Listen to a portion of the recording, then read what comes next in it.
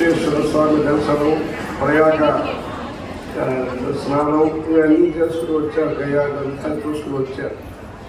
అందరికీ కాశీ యాత్ర చేసే వాళ్ళకు కూడా అలాంటి సుఖమైన అవకాశాలన్నీ వచ్చినాయి, చేశారు.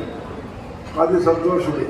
దాంతో అనుకున్నారు, మేము 10 సంవత్సరాలుగా అనుకున్నామండి ఏదో కాశీ యాత్ర చేయాలని, స్వామివారు ఇక్కడ ఉన్నారని అన్ని కలిసి వచ్చింది, అన్ని చేస్తున్నామని అనేక కుటుంబాలు కాశీకి వచ్చి కార్యక్రమాలన్నీ చేశారు.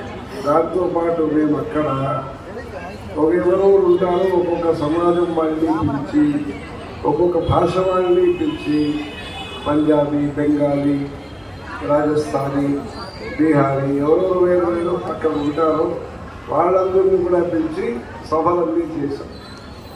అలా ఈరోజు మనకి అనేక ప్రోగ్రాంలు ఇక్కడ మేము సంస్కృత విద్యాపీఠము, వేద విశ్వవిద్యాలయము, ఇంకా ధర్మప్రచార పరిషత్తు, ఇంకా సంస్కృత విద్యాపీఠం అన్నీ చేస్తూ ఉంటాం ఇక్కడ. కానీ ఈరోజు